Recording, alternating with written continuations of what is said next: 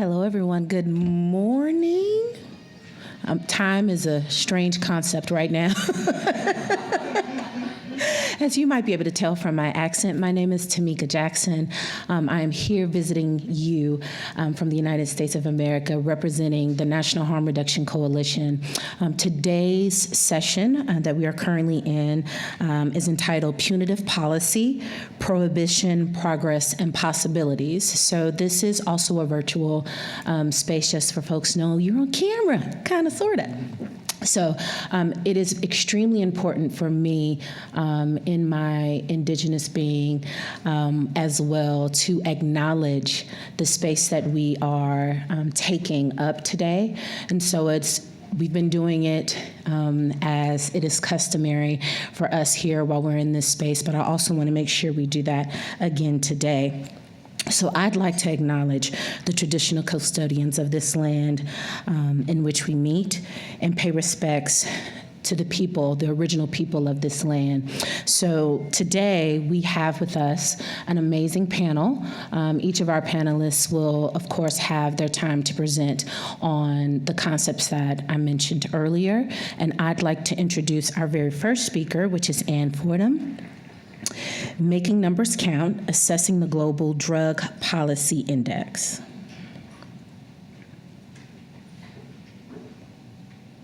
And forgive me, I'm trying to make sure I have everyone's bios pulled up. Anne has been the executive director of the International Drug Policy Consortium since 2011. She previously held several roles on drug policy and harm reduction. She has a master's degree in human rights from Sussex University, where she specialized in human rights and harm reduction. Anne?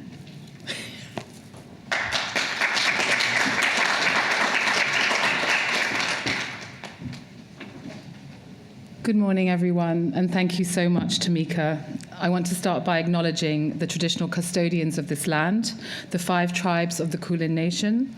We pay our respects to elders past and present and extend that respect to all First Nations people present today.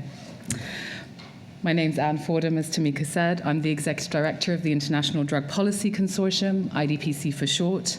For those of you who don't know us, IDPC is a diverse network of 200 NGOs from over 90 countries who come together to promote drug policies that advance social justice and human rights.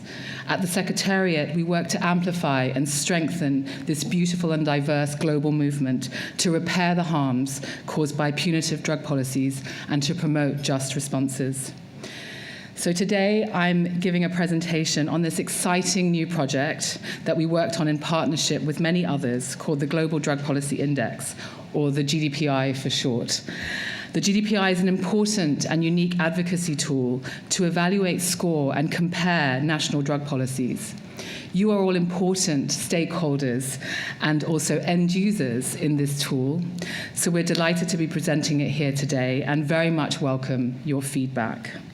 So what is the GDPI? The index is a unique, interactive tool that documents and measures and compares national-level drug policies, providing each country with a score and a ranking that shows how much their drug policies align with UN principles of human rights, health, and development. The index is driven by a conviction that meaningful data gives us clear information on the impact of drug policies, and that we can use that to drive real change in the policies that underpin the war on drugs.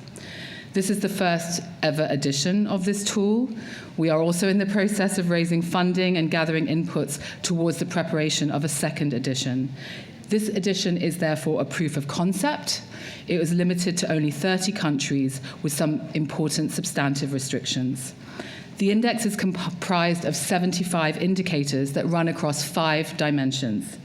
The absence of extreme sentences and responses to drugs, such as the death penalty and extrajudicial killings, the proportionality of the criminal justice system when it comes to drugs, health and harm reduction outcomes, the availability of internationally controlled substances for the relief of pain and suffering, and then a final dimension across development, which tends to look at how farmers of crops deemed illicit are treated by drug policy responses. So it's not applicable to every country. In this first iteration, resource limitations meant that we could only focus on 30 countries. These countries represent all regions of the world. The plan is to extend this list in future iterations of the index. The selection of 30 countries for this first edition was made on the basis of 3 criteria: the relevance of drug policy for the selected country, the availability of data on drugs and drug policy in that country, and then the in-country presence of civil society organizations that could use the index for drug policy advocacy without fear of reprisals. With whom did we work on this index? It was a huge collaborative initiative. It was developed by the Harm Reduction Consortium, a group of NGOs working on drug policy and harm reduction, in partnership with Swansea University, who were our key academic partners. We held consultations with over 200 experts from civil society, academia, the UN, and government to put together a solid and credible methodology. The funding was generously provided by the Robert Carr Fund. And as I mentioned, we're currently seeking funding for the second iteration, so ideas are very welcome. In essence, the GDPI seeks to address 2 separate problems. The main one is that for decades, tracking how well or how badly governments are doing on drug policy has been an elusive endeavor. In no small part, this is because data collection efforts by both governments and the UN have been driven by the outdated and harmful goal of achieving a drug-free society. Drug control has therefore prioritized indicators such as the numbers of people arrested or imprisoned for drug offenses, the amounts of drugs seized, or the number of hectares of drug crops eradicated. Indicators that are based on and reinforce a damaging and punitive approach to drugs and tell us very little about genuine progress towards the health and human rights outcomes that we seek. This means that it's in turn very challenging to hold governments accountable for the damage their policies inflict on the lives of so many. The second and lesser challenge that the index seeks to address is that many tools only evaluate policies on paper and not their implementation on the ground, or the specific challenges faced by certain populations. The GDPI responds to these 2 challenges with 2 solutions. The first is to develop a completely new set of indicators based on health, human rights, and development outcomes, as recommended by the United Nations. And secondly, collecting data on the implementation of and impacts of drug policies through consultations with civil society, communities, and experts. The process for developing the index went on for well over a year. It was divided into 5 phases. First, we conducted a series of online consultations in which many experts on drugs and data analysis, as well as NGOs and affected communities, provided input on structure and the thematic focus. Secondly, we created a scientific advisory group bringing together data analysis, human rights, and drug policy experts to provide input to the work of the index development team. And this group actually had a key role in what's called the Delphi process for weighting indicators that I'll explain a bit more about later. At that point, the index development team and the scientific advisory group worked together to analyze UN recommendations on human rights, health, and development, and to create with it a series of indicators and aggregation rules for weighting. I'll explain a bit more about that in a second too. So data collection was carried out through 2 different means. The index distinguishes between 2 key indicators: policy indicators and implementation indicators. Policy indicators are the data points that can be obtained through desk-based analysis, so looking at what the legislation is on the books and what policies have been enshrined in national level documents. Implementation indicators were gained through both a global survey of civil society experts in each country covered by the index. And this survey was made available in English, French, Spanish, Portuguese, Russian, and Arabic, and we received almost 400 responses. And finally, after all of that, data processing and analysis took place to obtain a final score for each country and to do our best to avoid errors. It was an absolutely huge undertaking. The philosophical approach behind the methodology was based on 3 pillars. Firstly, it had to be a simple tool that would be able to facilitate comparative analysis between countries and that could be understood intuitively by any person that didn't have any quantitative analysis expertise, including myself, by the way. We didn't want to create a black box that no one could understand. In connection to this, we sought to create a transparent index that could be easily replicated. This is why you will find on the GDPI website our full data set, as well as a tremendously long document on the methodology. And lastly, we wanted to make sure that the index was used to encourage debate as to what is the best way to capture the different dimensions of drug policies. We want, in fact, your pushback on the index, your ideas about how we can improve it, and we'll be very happy to hear from you today and in the future on how to improve this index. We want to take in your feedback for the future iterations of the index, while we'll also need to continue to ensure comparability over time. The final country score represents in one single number the degree in which a country's drug policies are aligned with health and human rights. It's not a perfect tool, it's indicative. But as the diagram shows, the country score is achieved by aggregating the 75 indicators into 21 policy clusters, which are in turn weighted and aggregated in the 5 dimensions of the index that I mentioned earlier: health and harm reduction, access to controlled medicines, development, etc. And the 5 dimensions are finally weighted into the country score. Reducing the 75 indicators into the 21 policy clusters was done through a survey of around 30 experts. And then the weighting was carried out through the Delphi process led by the Scientific Advisory Group. For those of you who don't know it, Delphi is a method for aggregating diverse perspectives based on the results of multiple rounds of questionnaires sent to the panel of experts, where after each round, the experts are presented with an aggregated summary of their responses. So Delphi is essentially a consensus-generating process. All of this means that the weighting in the index does not respond to just one person's single view of how relevant each indicator is, but has taken into account all these multiple perspectives. But weighting decisions are extremely complex. For instance, the dimension on extreme responses to drugs, with the 3 policy clusters: death penalty, extrajudicial killings, and life sentences for drug offences. How do we weight these 3 against each other? Is it 30-30-30? This was something that the experts had to grapple with. We've been thinking about how to make the next iteration more interactive, in which the online platform, and I really encourage you to go to the website and take a look at it, would allow you as the end user to do your own weighting, so you could decide what you think is more important, and then you would see different results based on, the preferences that you have.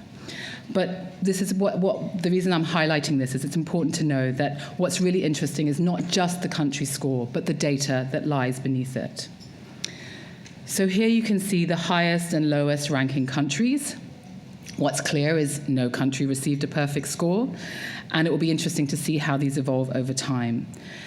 You can see here there's 3 points I want to make, that there's a clear geographical disparity, with global north countries scoring consistently better than those in the global south.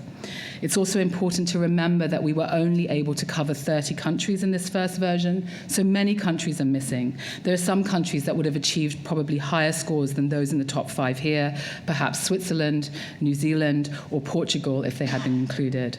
And third, you can see that the scores in general, New Zealand and Portugal are there. Switzerland may well have scored higher than these countries. And third, you can see that the scores are overall low, as I mentioned. The 5th best country in the index only gets 65 out of 100, which is Australia. So when I show this slide, actually, in previous presentations, colleagues have often asked, where is Canada?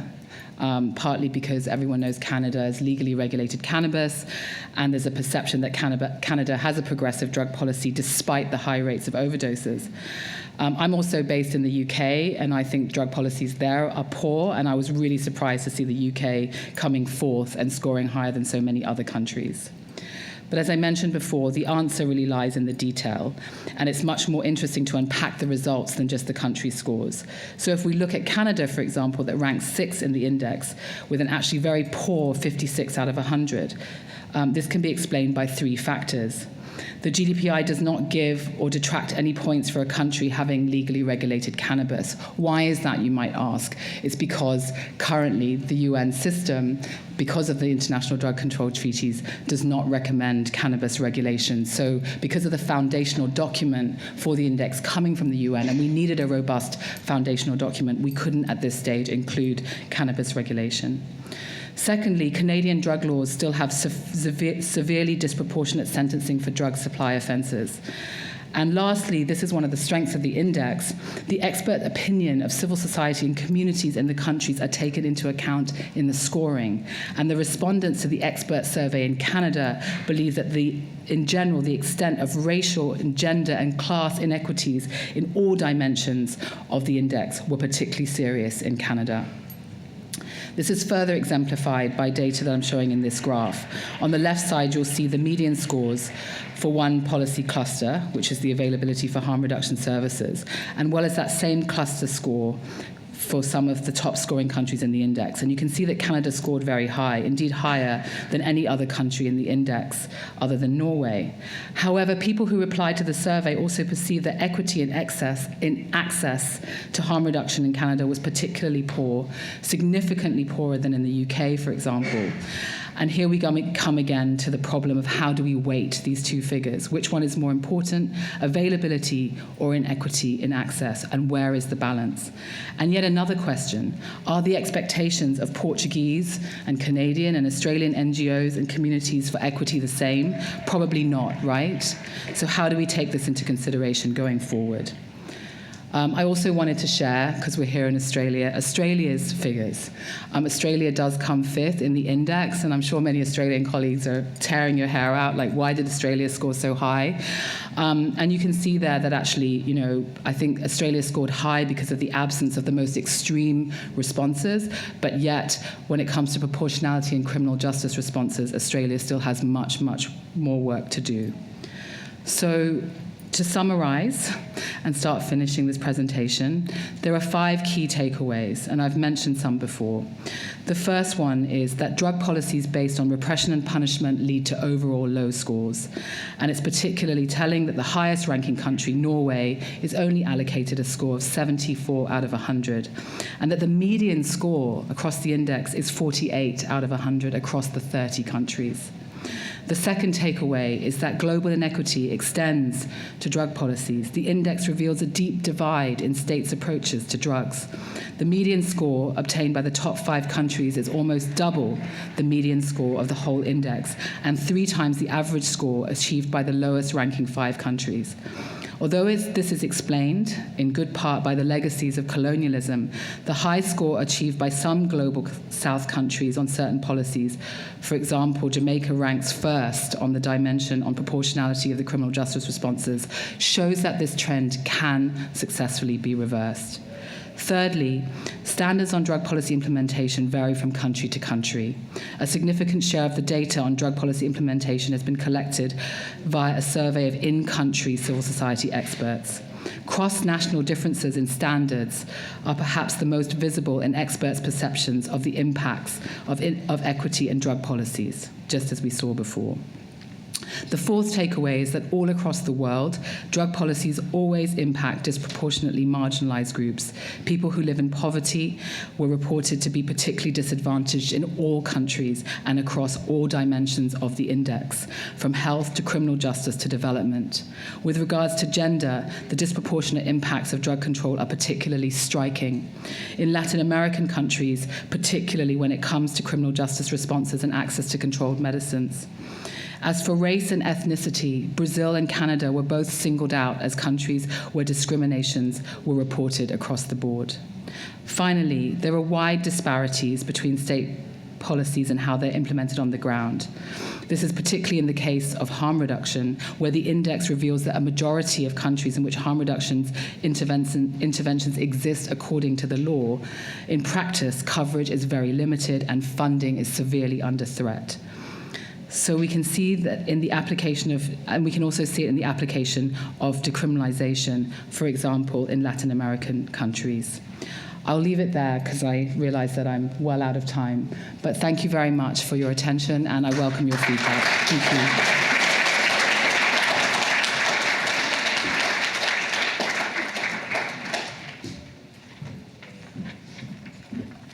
Thank you so much for that, Anne. It is extremely important that I point out the flexibility of the Global Index. If you have not looked at it online, please make sure that you take a look at it. It is definitely easy to sort through and to adequately receive the data that you're looking for if you're looking for specific data.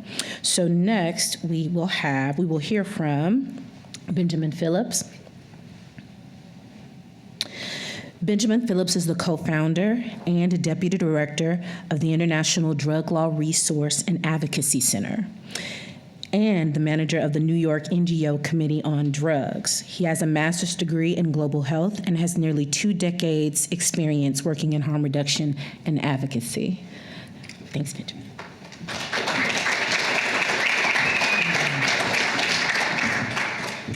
Good morning. Yeah, my name is Benjamin Phillips, and I'm going to present a very ambitious but achievable proposal for a new international drug treaty today. I'd like to start with an acknowledgement of country. The land we're meeting on today is unceded land of the Boorong, Boon, Wurrung, Wurundjeri Woi, Wurrung peoples of the Eastern Kulin Nation. I'd like to pay my respects to the traditional custodians, elders past, present, and future. I'd also like to express my support for moving beyond acknowledgements and towards land back, reparations across the entire continent. So-called Australia has a black history that spans over 60,000 years, and it's time we paid the rent. It always was and always will be. So, as was said, I'm the co-founder and deputy director of a new organization called IDLAC. We're an organization based out of New York City, despite my accent, and we seek to usher a shift away from punitive drug laws towards harm reduction and human rights. We bring harm reduction and international law expertise to deliberations on drugs and drug-related issues to UN headquarters in New York.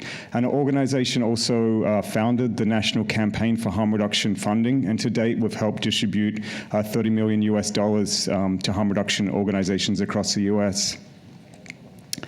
So let's just quickly touch on the 3 suppression conventions that are the bedrock of the global prohibition system. Not only have they failed by their own metrics, they have resulted in egregious human rights abuses, criminalized and stigmatized vulnerable groups, militarized law enforcement, justified Orwellian-type surveillance, fueled the HIV and viral hepatitis epidemics, have driven mass incarceration, fueled the racist profiling of people of color, the extrajudicial slaughter of people who use drugs, the death penalty, deforestation, fatal overdoses, poisoned the drug supply, and so much more. Also, since the year since the Single Convention in 1961, the conventions have actually grown more criminally focused. So I believe this kind of sums it up kind of really nicely. Okay, so why should we just not amend the conventions? Many of you know that the Single Convention was amended in 1972 to include language around prevention, treatment, rehabilitation, social integration, but also included language that states should take appropriate measures to seize and destroy criminalized plants. So this basically pushes signatories of the conventions to enforce drug laws. The Single Convention and the international drug control regime is severely limited by its own provisions, as well as the political reality surrounding it. A proposed amendment of the Single Convention can be blocked by any one member state. Therefore, any one country can effectively reject attempts at amendment. Okay, so in 2011, Bolivia applied to amend the Single Convention in order to permit the indigenous use of the coca leaf. The United States, under the Obama administration, led a group called Friends of the Conventions that blocked the amendment. Bolivia then had no other choice but to withdraw from the Single Convention entirely and then readhere with a reservation to the provisions regarding the coca leaf. This was so it could resolve a conflict between its own recent constitution and the convention. And this would ultimately allow the indigenous use of the coca leaf to continue. And I have a video here, just briefly. Que esta es la hoja de coca, que esto no es cocaína. Esta hoja de coca es parte de una cultura. Esta es hoja de coca que no es estupefaciente. Y no es posible que la hoja de coca esté en la lista 1 de estupefacientes de Naciones Unidas. Yo soy dirigente de los productores de hoja de coca de una región de Bolivia. Ahora soy presidente. Yo soy productor de esta hoja de coca. No por productor soy narcotraficante. Yo soy consumidor de esta hoja de coca. Okay, so what are the other alternatives? There's a group of incredibly talented drug policy experts, some of them who actually may be at this conference, and they've proposed an inter se modification of the conventions, and this is specifically with regards to cannabis. In this approach, 2 or more member states could amend the treaties between each other in order to permit not only possession and adult use of cannabis, but also the cultivation and trade of the plant amongst themselves. This proposal would require that the rights and obligations of other member states are not affected. So under the 1969 Vienna Convention on Treaties, member state parties may modify agreement amongst themselves if not prohibited by the treaty, or if the modification does not, 1, affect the enjoyment by other parties to their rights under the treaty or the performance of their obligations, or 2, does not relate to a provision which is incompatible with the effective execution of the object and purpose of the treaty as a whole. And I'd love to go into this in more detail, but we're limited by time. But I put a QR code of the report on the screen. And I'd highly, if you're interested in this stuff, I highly recommend you read this report. It's absolutely fantastic. And I believe some of the authors might be here. Track them down, email them. Yeah, I can't speak highly enough of this inter se modification. There's another possible solution, and this is our proposal. Similar to the inter se modification, a group of member states can adopt a supplementary treaty that would provide explicit guidance and support for public health measures, one that would truly commit the international community to honor public health and human rights obligations around drugs and drug policy making. This new treaty would make binding those measures that have become priorities under the body of soft law. And by soft law, I refer to the non-binding UN resolutions such as the annual resolutions passed at the Commission on Narcotic Drugs, the C&D, or the Omnibus resolution passed at UN headquarters in New York recently, or even the very recent Human Rights Council resolution passed in Geneva.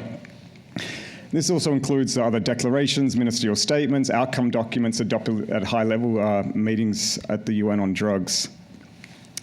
This, we believe, would provide a mandate for member states to commit resources to harm reduction, decriminalization, and other such things. Such a treaty would benefit the international community in innumerable ways. It would align the system with the stated intention of member states to prioritize public health, human rights, by making such provisions explicit and binding.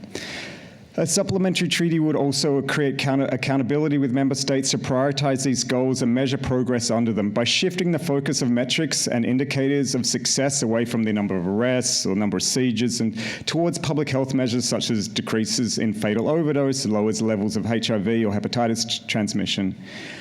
And it would provide legitimacy to such policies and operate as peer pressure as more countries are convinced to sign on. Finally, a supplementary treaty is completely practical as well as achievable. Since so many of the provisions have already been agreed under the soft law, there would be little basis for objection. Member states would be free to join the treaty without violating the existing obligations under the system. Okay, so it sounds super ambitious, really, but the thing is, it's been done before, and not only has it been done before, it's been done numerous times. There are several examples where a core group of member states, dissatisfied with the progress or the subject matter coverage of a line of treaties, have banded together to draft a treaty that would supplement the treaty system, thereby updating it and correcting its deficiencies. Importantly, and particularly for us, this is important, many of these efforts came about as a result of civil society movements pushing for change. So let's look at some examples. The Mine Ban Convention from 1997 was very important as it inspired a number of supplementary treaties. The treaty started with the Ottawa process when a core group of member states came together in response to frustration with earlier treaties that stopped short of banning anti-personnel mines, despite pressure from a growing movement, including civil society, governments, and the UN Secretary General. Led by Canada and supported by 10 countries, including Mexico, Switzerland, certain EU countries, they achieved their goal just 12 months later. The final text of the Mine Ban Treaty was tabled by Canada on behalf of 106 co-sponsoring member states, prohibiting the use of inhumane and anti-personnel mines.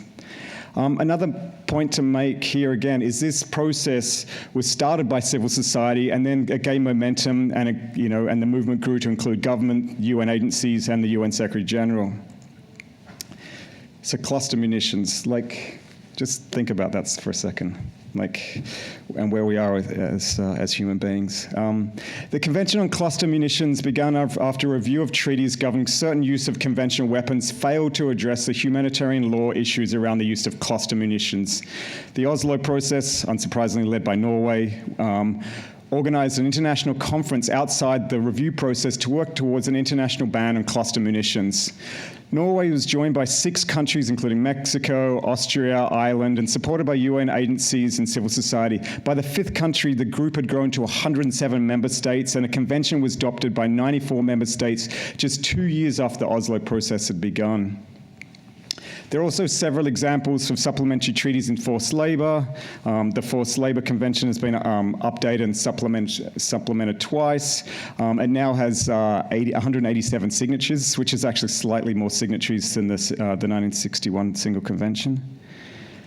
Similarly, the 1956 Supplementary Convention on the Abolition of Slavery, the Slave Trade, and Institutions and Practices similar to slavery was adopted and updated to modernize the 1926 Slavery Convention. The 1976 Convention remains in effect and still seeks to suppress the slave trade, but the 1956 Supplementary Convention on the Abolition of Slavery adds to these previous treaties, banning additional practices such as debt bondages, serfdom, servitual marriage, and child servitude.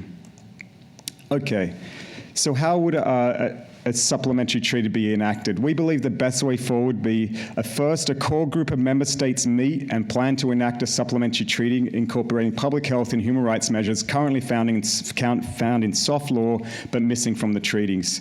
There is a bunch of great precedent out there to start with, including, as I mentioned before, the recent omnibus resolution that came out of New York in the fall, and it was adopted by the Third Committee, the Human Rights Council that was adopted in Geneva last month.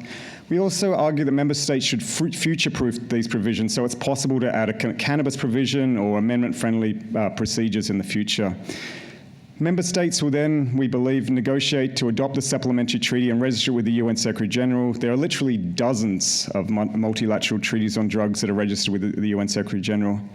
And then finally, we argue that member states lobby other member states to sign the treaty until it kind of reaches a critical mass. So, is a supplementary treaty compatible with the inter se modification? This is a question I get asked a lot. The resounding answer is yes, absolutely. We argue that both urgently needed. In the most basic sense, the inter se is focused on cannabis regulation, and IDLAC's supplementary treaty proposal is focused on harm reduction and human rights. Given the differences, we believe it would be unwise to add cannabis to a supplementary treaty, as such a treaty would be extremely vulnerable to a successful challenge. So, is a supplementary treaty possible? Well, we have no mega celebrity endorsement to raise awareness. We don't have Princess Diana walking through a field of landmines. But the recent omnibus resolution shows a fractured consensus, and last month's Human Rights Council resolution shows a growing appetite for human rights-centered drug policies. We also have the UN system common position on drugs, and civil society that is continually push for system-wide coherence at the UN. We also had this proposal independently assessed and verified by one of the world's leading international law professors. And finally, and most importantly, particularly for us, since the 2016 UNGAS, civil society is more organized and connected than ever. This is a crucial point because all the other supplementary treaties I've just talked about were driven by civil society activism before being taken up by UN member states. Thank you very much.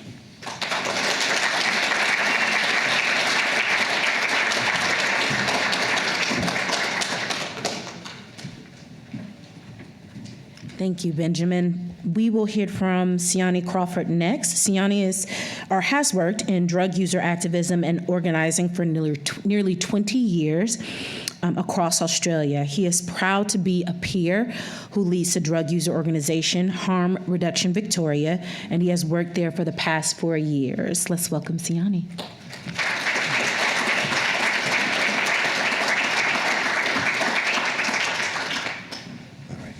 Thank you. First, I'd like to acknowledge the traditional owners of the lands that we're meeting on today, the Wurundjeri Woiwurrung people, and also the Bunurong people as well. And I'd add my voice to the addition that Benjamin made about reparations and doing more than acknowledgements. This is stolen land, and it's never been ceded. So, I'm not laughing at that, I'm laughing at my slides. So welcome to the, possibly the worst slideshow of the conference, but excellent. But I do need them to try and keep me on track a little bit. So today I'm going to have a talk about peer work and prohibition and how incompatible they are. So a little bit of background. Harm Reduction Victoria, where I'm from, is a drug user organisation that grew out of the HIV response in the 80s. We're one of a number of communities who were most affected by HIV. I'm sure many of you in the room know the history of the affected community movement in Australia based around HIV, and obviously we have well, maybe it's not obvious, but we have expanded well beyond that, and our work tends to be innovative in the sense that we tend to try and respond to what our community require and need, and then tend to use that understanding to advocate for the sector and decision makers and policy makers and government to provide the services that we think our community need as well, and have them align with the things that we need. So peer education, though, is at our core from those early days, and harm reduction and peer education, has always gone together, at least in my experience.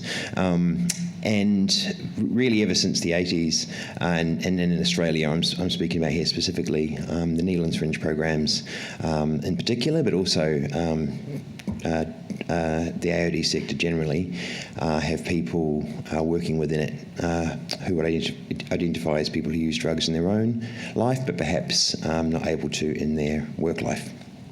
So there has always been a grey area, and I think, as a peer, whenever I've gone into a Needlands Fringe program and engaged with a worker, it's often relatively simple to work out whether or not someone at least has some lived experience and is talking to you from their own experience, even if they're not able to do that officially and as part of their job description, which we'll get into in a minute a little bit. Having said all of that, peer work has been around for a long time. People who inject drugs have been funded to undertake harm reduction and peer advocacy work for many decades. At the same time, drug use is still clearly illegal. I don't have to tell you that, but I just need to set up the environment a little bit. We have had some creeping changes that really make very little overall difference to many people's lives and to the overall prison numbers, and there are small changes like diversion programs that are under police discretion, for example, are welcome, but they're clearly not enough. There are in Victoria specifically, we have had some number of inquiries over the past few years that have focused around the issues of drug law reform, and in particular the intersection of criminal justice and drug law reform as well.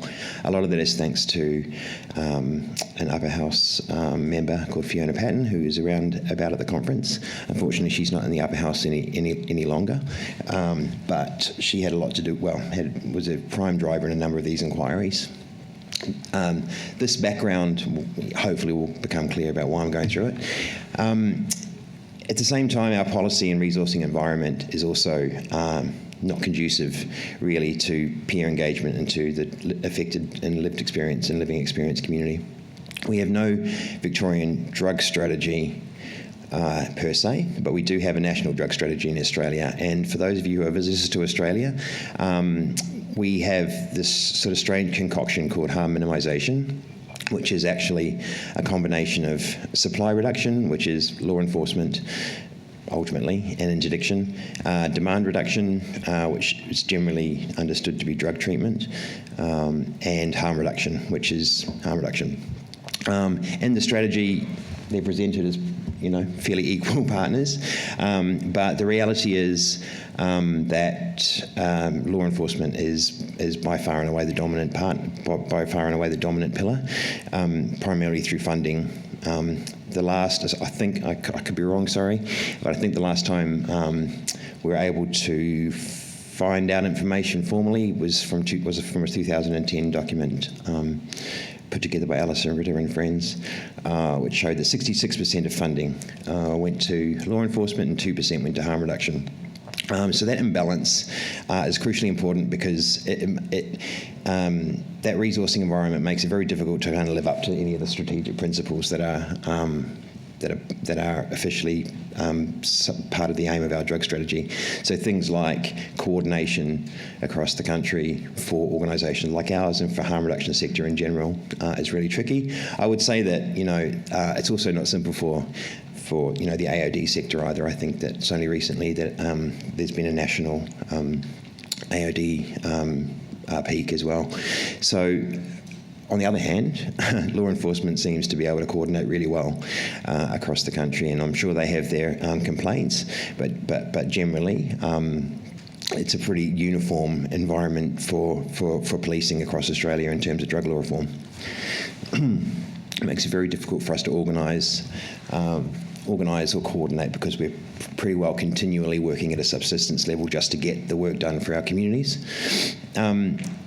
At the same time in Victoria, just recently we had a mental health Royal Commission into Victoria's mental health system. That was clearly focused on mental health and not AOD, but we got caught up in it, AOD and harm reduction I should say, got caught up in that Royal Commission for what's probably fairly obvious reasons, because a people-centred sort of approach would demand that an entire person's health was taken into account, and in particular the Royal Commission found that we needed an integrated treatment system for people with both mental health and AOD issues, and that we needed lived experience to be at the forefront of change. There are a number of recommendations, over 60, I think, recommendations from that final report, and the Victorian government agreed in advance to all of them and to fund them all to the tune of a few tens of billions of dollars. A really important part of that reform was to put together a lived experience branch at the Department of Health, which is fronted by, the executive director of which is Mary O'Hagan, a fantastic advocate, mental health advocate from New Zealand, who's moved over here to take up this role and to lead this. So what we see is that lived and living experience through this Royal Commission has been sort of thrust into the forefront of a huge reform process. And so too is AOD, and harm reduction has been caught up in that as well in Victoria. So how that looks on the ground for us at the moment is that Harm Reduction Victoria and others, so I'm speaking here initially about Harm Reduction Victoria, we've been funded for a number of initiatives as part of a wider program in the Fuse Network, some of whom are in this room, and some of whom spoke yesterday, and and there's a workshop as well at 1 o'clock, I think, in room 216 by some of the Fuse folks from Harm Reduction Victoria. Just a little bit of a plug. That was funded to undertake some work to really to empower and to put together some supporting environments for living experience peer workforce in particular. We're calling it the harm reduction peer workforce. That will include things like practice guidance and scopes of practice, supervision and support processes, specifically for people who are currently using drugs who are going to be working in the harm reduction sector outside of organisations like ours. So I think what I kind of neglected to mention earlier is that for a very long time the drug user organisations, I suppose, were one of the few places in the state in the country where someone could get work primarily with their primary sort of experience being that of being a current drug user. And we've, over 30 years, we've put together a whole range of different practices to support ourselves and support the organisations to make that safe for ourselves and for the organisations. And, it's been an up and down sort of process. But through trial and error, we've got some pretty strong, innovative drug user organisations, peer-based organisations in Australia. And for people who currently use drugs to move out into, well, to be employed in the wider sector, obviously, I think it's pretty obvious, would bring together some real challenges, which I'm going to go into in a second. So just to,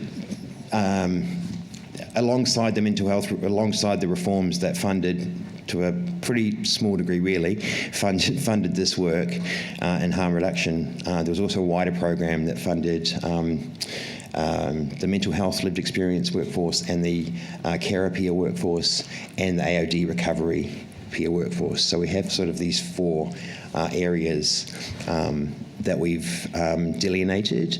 So we have a few sort of lanes that we are all working in, and the idea is that we will ideally work together over the next few years to bring about a lived and living experience workforce leadership in the mental health space, and in our case, in harm reduction, and especially where that integrates with mental health. The Royal Commission is really interested in. This presentation isn't really about the issues around this, but the fact that these recommendations came really quickly, not really out of the blue, but they were so well supported by the government that this train is moving quite fast. Really, that's how it feels at the moment for us. We've been sort of, in some respects, peer work has been thrown into the spotlight in Australia. And in Victoria. And increasingly there's a real, what I'm trying to get to eventually is there's a really great interest now from mainstream service providers in peer work. Pretty well as soon as recommendations started coming out, managers and operations people and CEOs from other organisations started calling us about hiring peer workers, basically, because I think it's pretty obvious that the impact of peer workers has been made fairly clear as well, and now that it looks like that there's a sort of there's a policy framework that's going to support it moving forwards and money. It felt like a lot of people came out of the woodwork to start talking to us about having harm reduction peer workers, when really no one had, very few organisations anyway, I should say, had really championed this before. There are some. And they've been really careful, I must say. So as harm reduction is incorporated, but the issue really is that one of the issues is that because harm reduction is more and more incorporated as part of the drug treatment sector in Victoria, and I support that generally speaking, I think that it sometimes becomes a little bit confusing for people, maybe outside the sectors especially, but perhaps inside as well. It becomes a little bit confusing what the goals of each sort of area are. What's the goal of harm reduction, what are the goals of AOD treatment, and what are the goals of the peer workers who work in each of those areas. And I've certainly spoken to people, to organisations who sort of understand peer workers really solely as a support worker, and really solely as someone who's there to help someone get off drugs. Harm reduction peer workers, as I'm sure you guys all know, that's not generally speaking their goals. But that misunderstanding can lead to some serious issues. So the fact that we're being noticed by politicians and funders who may also misunderstand the goals of our workforce is quite dangerous for our people. We are people who need to be able, for people with living experience, we need to be people who use drugs, people who inject, people who smoke meth, etc. Not always the kind of the classic person who many of the politicians and funders think of as a peer worker. Generally speaking, I think peer workforce is understood in Victoria at the moment to be people with a sort of a past history. Being close to the criminalised marketplace is clearly a really risky thing to be, especially with the environment as described earlier. So we're criminalised, and to be hired as a peer worker who's close to the criminalised marketplace and with a lived and living experience of drug use is an inherently risky thing. So we've got a policy and legal framework that criminalises people who use drugs. We've got a policy framework that supports, supposedly, the peer workforce to expand and take on leadership roles. We've got a resourcing framework that's inadequate to support our sector to advocate or coordinate for change. And that peer workforce is additionally poorly understood by many decision makers, as is harm reduction, frankly. So although our expertise by experience is being valued on one hand, it's the closeness to the illicit marketplace puts us in a really dangerous position because our people's very skills and practice are criminalised and in peril. Risk is usually visualised not about the risk or about keeping individual peer workers safe, but about keeping an organisation safe. So, in that respect, it becomes incredibly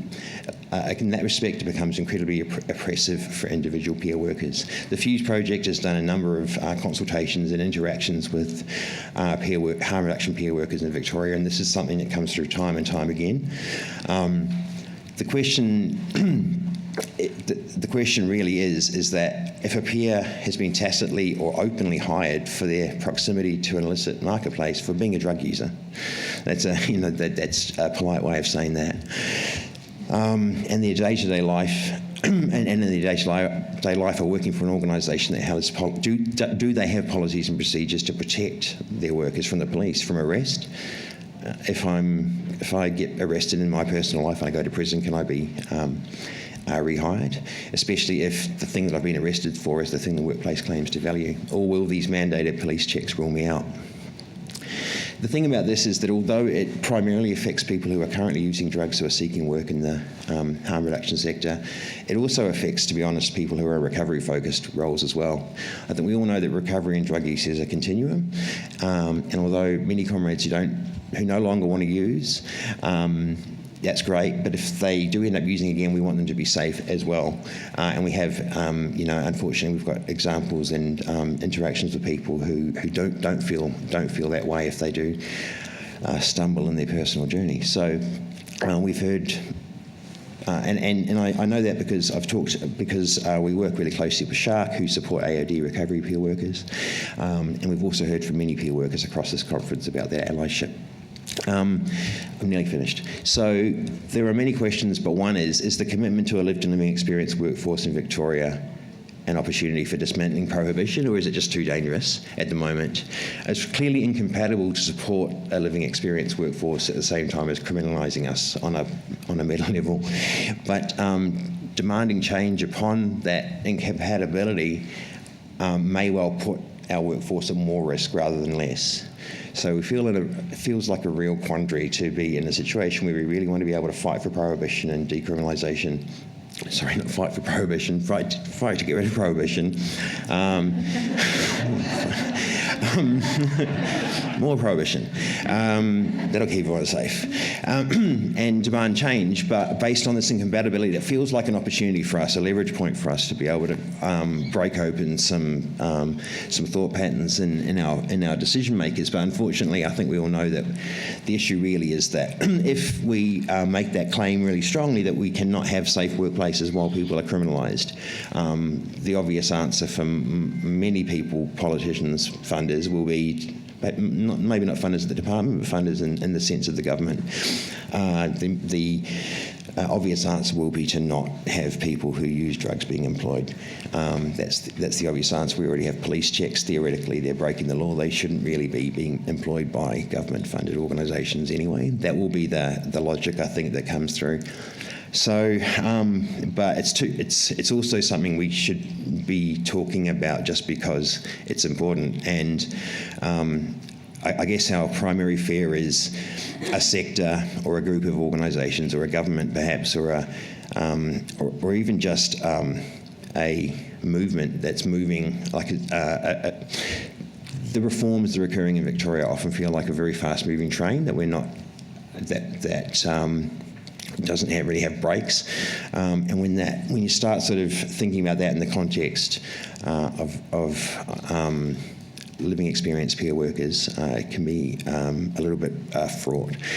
So our next steps really in this respect, I realised as I was writing this I didn't have any answers, but the next steps really were that we continue, because we always do anyway, but we'll continue to consult with, which I think is really important to mention, is a small harm reduction peer workforce in our sector, and work with sectors and organisations in the sector to build safe and supportive frameworks, and really emphasise with the funders and with with organisations who maybe don't have experience with peer workforce, that it takes time and it requires peer organisational involvement, because we have decades of experience in this and we are actually being funded to try and build some supportive environments. We can use those inconsistencies for advocacy, but to be aware of the risk. The leverage points are that if lived living experience is truly valued, then all of the entire framework, the negative framework that surrounds us, needs to be overturned, and that's prohibition. As I said, the obvious answer to that will be to stop funding living experience, so we have to be really careful about how we do that advocacy. And one of the protective factors is to build coalitions across the lived experience organisations, like I mentioned before, with Shark in particular for us, and sector allies like our AOD peaks and so forth, but also organisations that see the risks as well.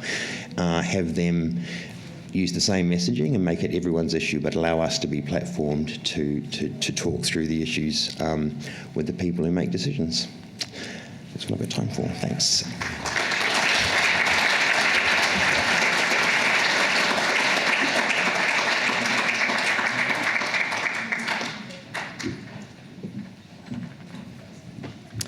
Thank you, Sione. Thank you for that. Our next speaker is Carrie Sison. I think I'm saying that right. A practicing lawyer. She's involved in a number of advocacy campaigns as the member of the Free Legal Assistance Group and its Anti-Death Penalty Task Force, the managing trustee of the Center for Liberalism and Democracy, and a trustee of Street Law. Let's welcome Carrie.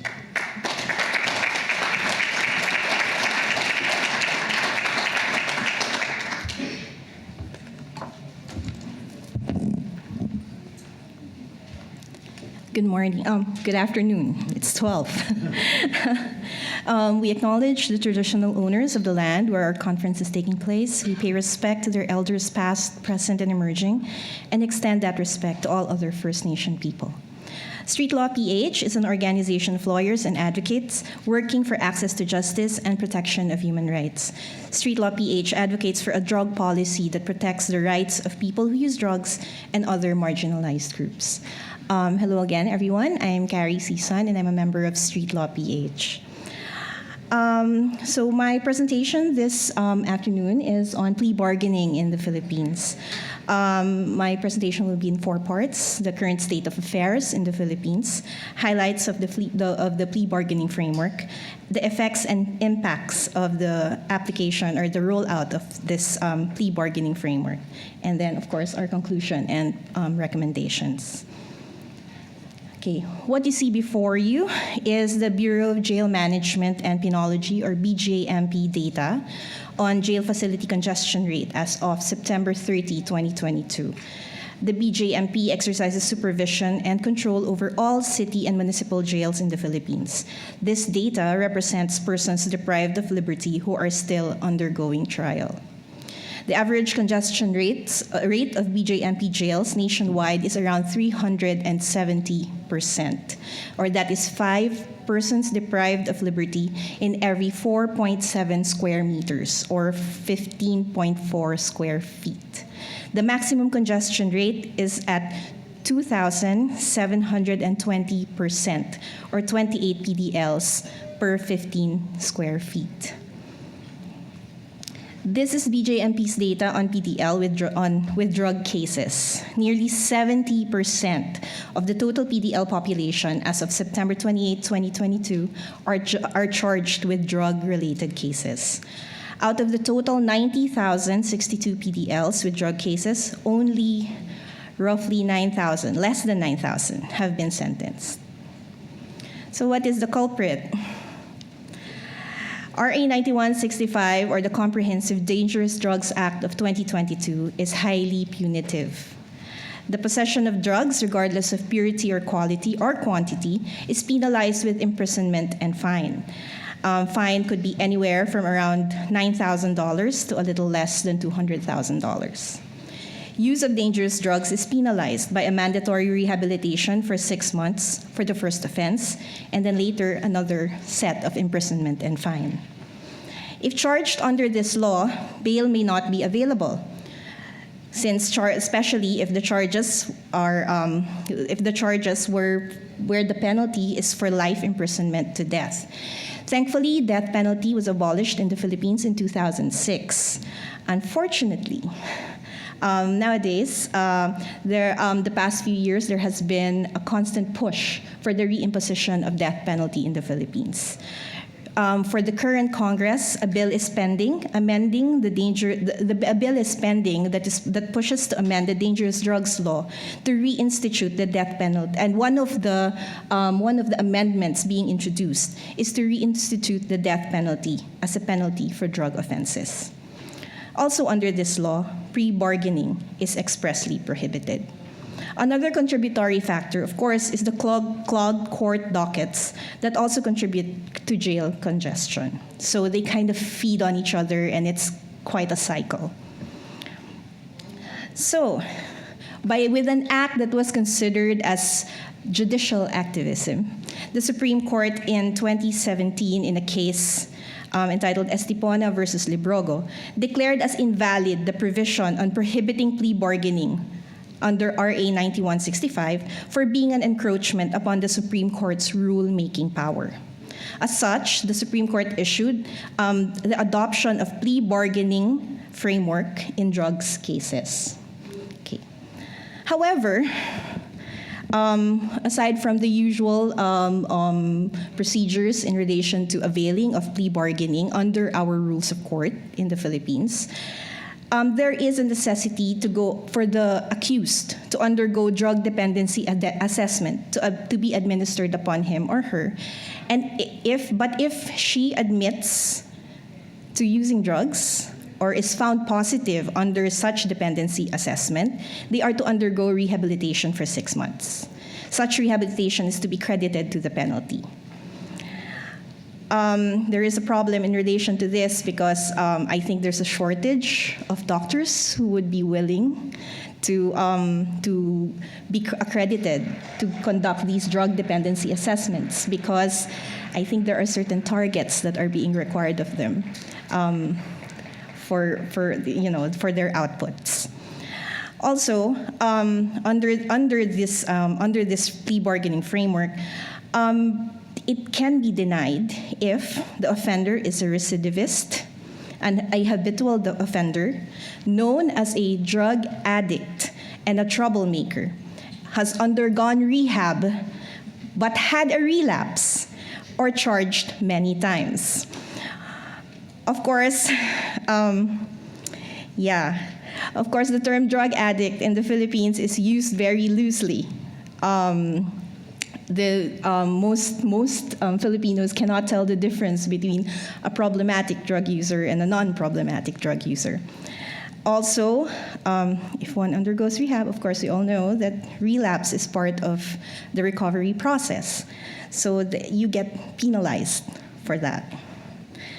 So, of course, there is also what we popularly call Section 5 of 9165, where there is one is penalized without bail, and hence no plea bargaining for the sale, trade, delivery, or transportation of dangerous drugs, regardless of quantity or quality. Okay. So aside from our very low threshold for possession, alleged sale, trade, delivery, or transportation of dangerous drugs, even if for a very minuscule amount, is non-bailable. Also, we have to consider that the Supreme Court's lens is really more focused on jail decongestion and freeing up the dockets of the trial courts. This is even the very essence of plea bargaining, as some sort of a reward or a carrot, if you will, for not wasting the court's time. So what are the effects of plea bargaining? Okay, so the plea deals drove up drug convictions. You will notice how the numbers jumped with the availability of plea bargaining for drug-related cases. However, a plea bargain is a conviction, however much you look at it. Accused admits to guilt, so as to avail of a conviction for a lesser offense to be released from confinement sooner. And of course, as you saw the data that we showed you on our jails in the Philippines, on our holding facilities, you would really want to get out of there as soon as you can. Pushing for plea bargaining has become a norm for authorities because it boosts their performance numbers. It drives up their numbers.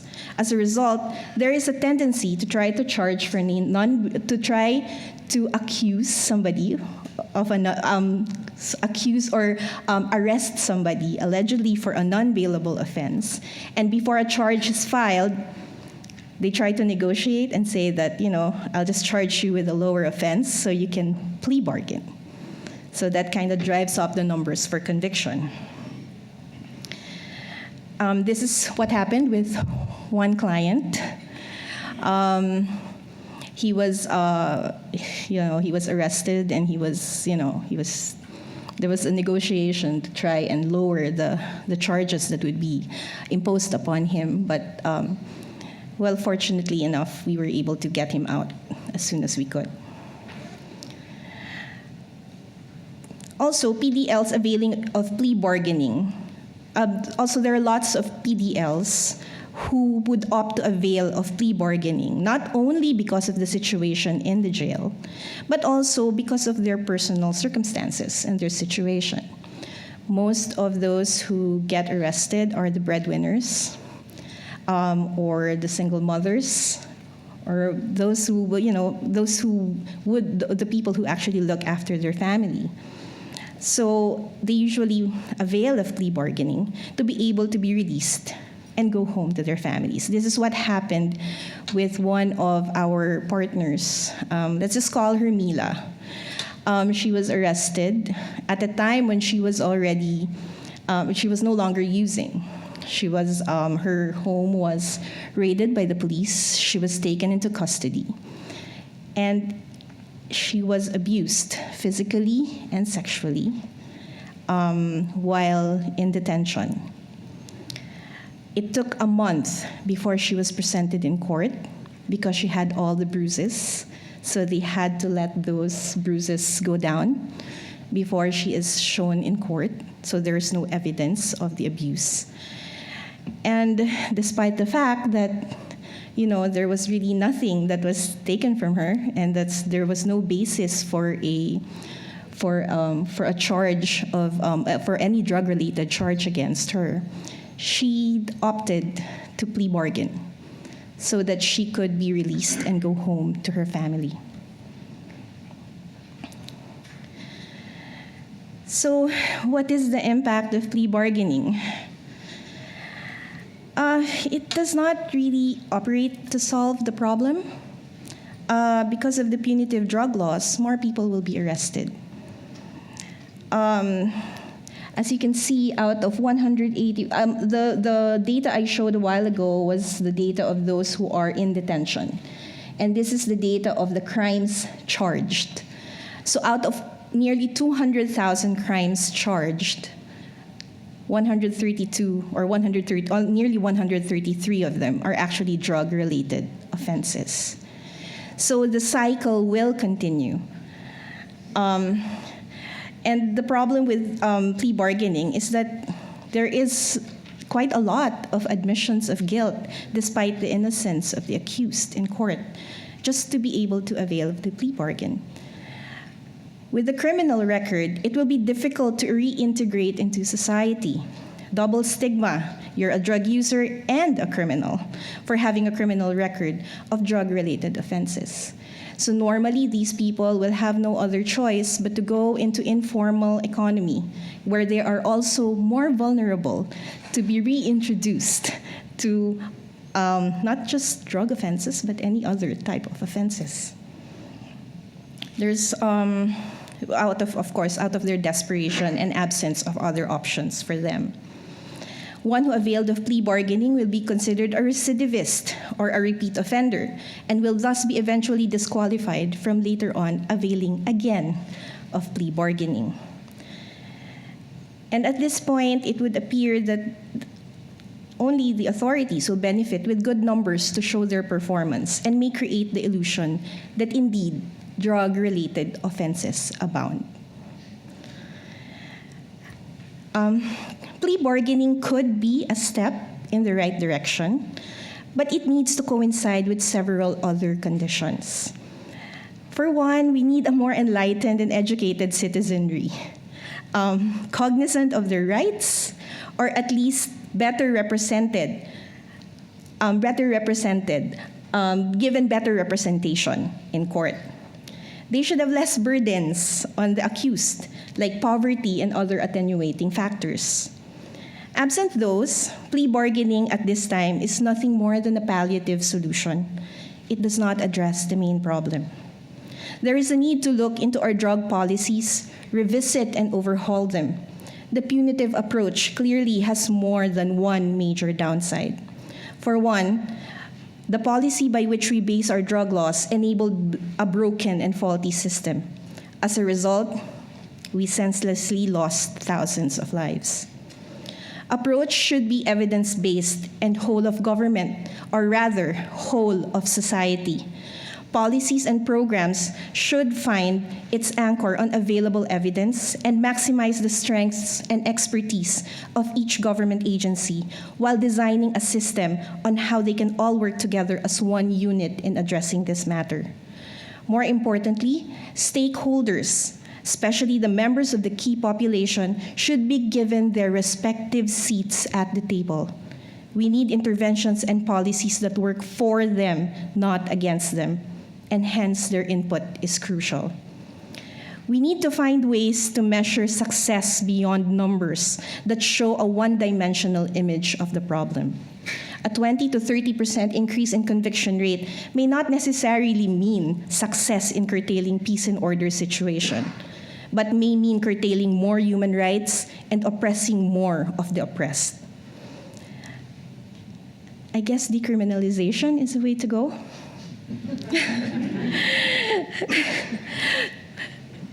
Our call has always been to decriminalize drug use and low-level drug possession for personal use. We have to stop persecuting people for choices they make for themselves. We have to stop treating them worse than those who cause harm on other people, those who kill, who rape, and abuse. We decriminalize drug use, we get lighter dockets in court. We decriminalize drug use, we decongest our jails. We decriminalize drug use, we save our lives. Thank you.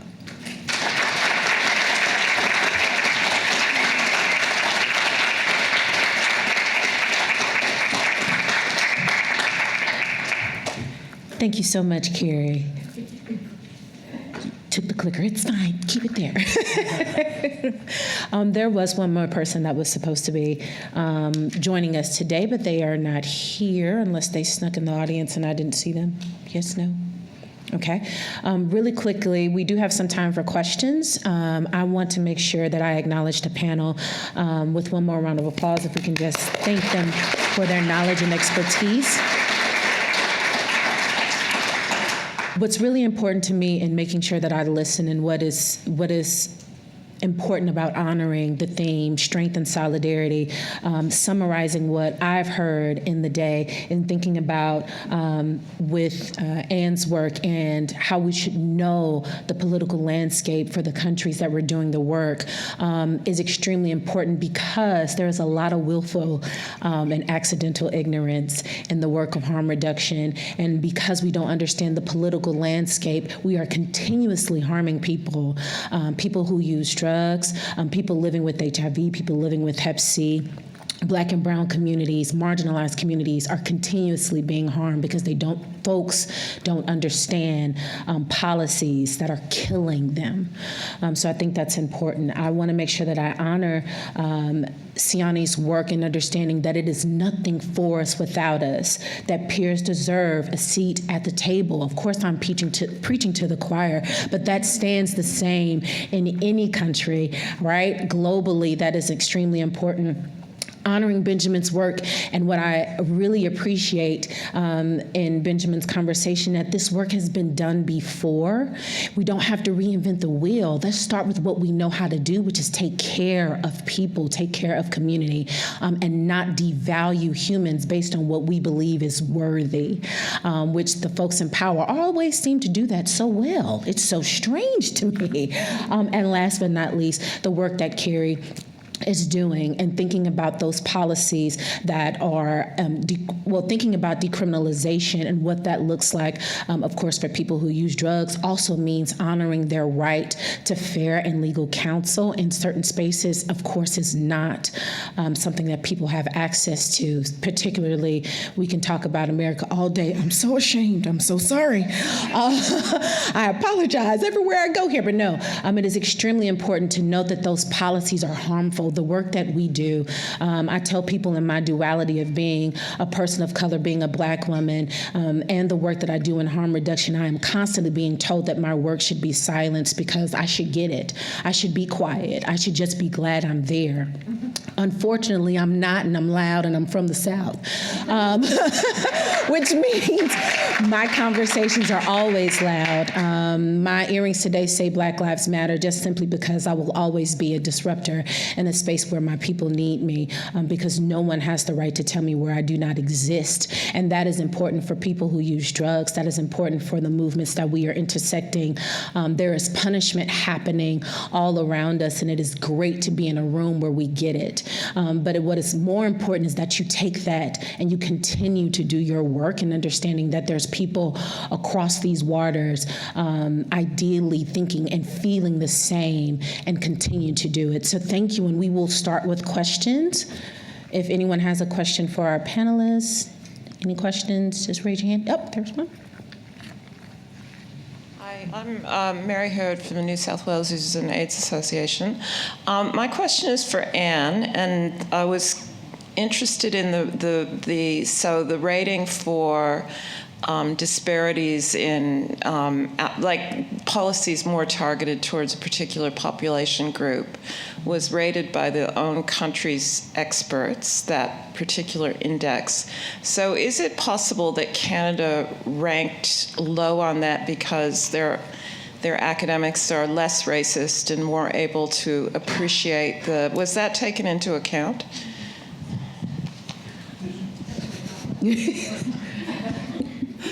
Sorry, if I understand the question correctly, you're asking why Canada scored low on the equity indicator? Well, yeah, I mean, did they score low because the people in that country recognize the disparities in the punitive policies? Yes. And how they impact, the native populations? Yes, and it wasn't, just to say also, it wasn't just academic experts. We really made the effort to reach out through our networks to make sure that people who use drugs, Indigenous communities, people who were directly affected were also responding to the survey. And that really pulled down Canada's score very strongly. And that was important because I think that's what the unique nature of the index was, that, it wasn't just looking at the policies on paper and making a score. It was actually asking people who are living under these policies to give us their view on how it's affecting their lives. So that's why the Canadian score was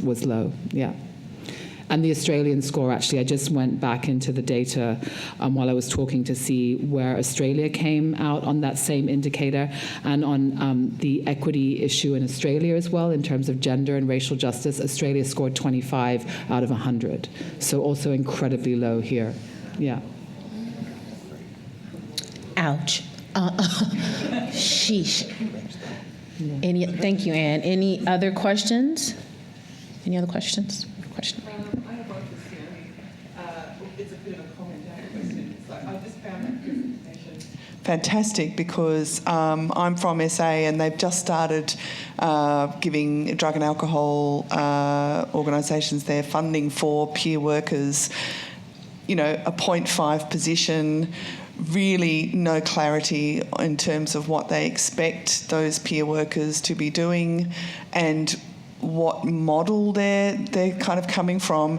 And when you're trying to think of all your service users, trying to find one person to cover that whole gamut of experience of treatment, experience of recovery, experience currently of using, it's incredibly difficult. Like what kind of lived experience or living experience might be helpful for everybody who comes through the door, I think is kind of crazy to expect 1.5 position to be able to respond to that. So they have provided some training through SHARC, which is obviously a particular lens. It's more around kind of treatment and recovery. And I was interested with Fuse, are there resources available in terms of someone who might be coming from a more harm reduction kind of perspective and a current lived experience perspective, and also for organisations around how we can, as you say, protect those workers and what we need to do organisationally to be able to support those workers really well. Thank you. Thanks. Yeah, it's sort of the definition of tokenism, right? A little bit. Yeah. Number one, as an organisation, we tend to try not to ever have one peer worker working by themselves anywhere, which can be challenging. But so that would be an underlying principle. But as far as your specific question goes, one of the reasons I was sort of counselling us in Victoria to slow down a little bit was partly because the answer is yes soon. So the work that Fuse is doing is actually the initiatives involve training program, scope of practice guidelines, those kind of things. And no, they're not finished yet, but there would be a training component to that for peer workers, and also an organisational readiness component as well. Essentially, we're sort of probably about halfway through getting all of that sorted. The timeline is for sort of towards the end of this calendar year, I think, although I don't want to promise that. Nadi is doing a workshop on it at 1 o'clock, so they're the team that are right across it. But that is the plan, is to have that for each of those sort of like mental health peer workers, carer peer workers, AOD recovery and harm reduction peer workers too, eventually. But yeah, it takes time, of course. Yeah. I have a comment and a question for the person from the Philippines. So please excuse me if I get this information wrong, because I did listen to a radio program and was hearing about how, the recent sort of executions that occurred in the Philippines under Duterte then sort of led to police corruption, and that the sort of behaviour and the carte blanche that they got for that sort of behaviour has continued. And I know it wasn't what you were speaking about, but it just does occur to me that perhaps I thought you might comment on, if you can work on drug decriminalisation, you sort of skip over the police situation and, at least stop them from arresting people. I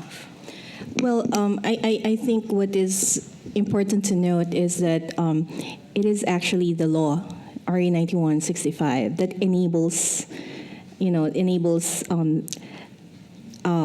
the authorities, that gives them so much power. Of course, I don't have the data, but there are several reports of evidence planting, and that kind of explains why there's so many drug-related cases, because most of drug-related offenses occur via buy-bust operations, controlled delivery operations, where evidence planting and as such are quite rampant, reportedly rampant. So that's where it goes. And there's also that prevailing concept that once you're a user, you're like the society's problem altogether, and forever and ever and ever. So like the story that I related a while ago is that this woman has not been, at the height of the drug war, she decided to stop using. But at the time that she was, as you were clean, that was the time when she was actually, that was the time when her home was actually raided by the police. and she was, accused and charged with a drug-related offense. I think we have time for one more question. Thank you. I just wanted to make a comment in relation to Sione's presentation, to tie it up with Carrie's as well. So I'm Kathy from the Philippines, and I wanted to share that one of the first issues that we had to help our community partners with the street law was they were being assigned or hired as peer educators, peer workers, but no one within the health system that hired them were willing to sign identification cards. And they were supposed to be outreach workers going to communities that are highly criminalized, targeted by police operations, and we wanted to make sure that they would be recognized as health workers, but no one within the system of the, if I may say it, within the global fund institutions, no one was willing to sign their IDs. And it took us, a couple of years before we finally got them identification cards. And this is, of course, a consequence of our very punitive drug policy, where everyone actually is afraid that what if we sign this and they get arrested, what will happen to us? So I hope this gives you, we very much related with your presentation, and we were really just cheering here at the back. Thank you. Thank you. One more, yes. I feel sorry Benjamin didn't get a question, so I'm just going to share some reflections. Hi, my name is Quentin, and you were talking about the cluster munition and the Ottawa Convention. Actually, I was part in Dublin at the time of the negotiations, so I've seen it from very close, and I just wanted to share a few reflections with you on that one.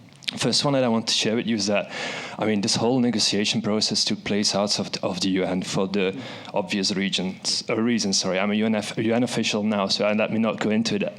But one of the things that I think one should not underestimate is the role of the public opinion. Civil society had played a very, very strong role in raising awareness among the public opinion. There were photos and videos all over the place of people who had lost their arms and their legs from cluster munition. Same for anti-personnel landmines. So that really played a big role for like-minded countries to really go outside of that UN process and align, or at least partner with civil society groups on that one.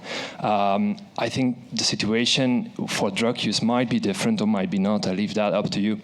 The second thing is also that the role of victims in the whole process was also very visible. During the negotiations, I still remember people going around that had lost their arms, that had lost their legs, and that had a gigantic impact on the diplomats that were negotiating for their states on that convention. And the last thing I wanted to say, and it's actually linked to that, is the whole international context we're talking about. There used to be traditionally a focus on state security. And actually, when those negotiations took place, there was a shift towards human security. Srebrenica and Rwanda were still fresh in the memory of people. And I think that is also what has pushed that movement outside of the UN negotiations into a separate disarmament treaty. And the role of multilateral diplomacy nowadays is different than it used to be at that time. I don't want to give a negative message. I just wanted to give you a few reflections on what you've presented, and that's all. Thank you so much. And I really appreciate those. I think, as I mentioned, public opinion, or I didn't mention, but, we don't have that kind of mega celebrity endorsement or kind of buy-in from, kind of top-level kind of influencers. And that's kind of one of our weakest links. But please don't go anywhere. I want to chat with you afterwards. Thank you so much for that. We are at time. It has been a pleasure to be moderating this space for you. Thank you so much to our speakers, and thank you for yourselves for showing up today. Thank you.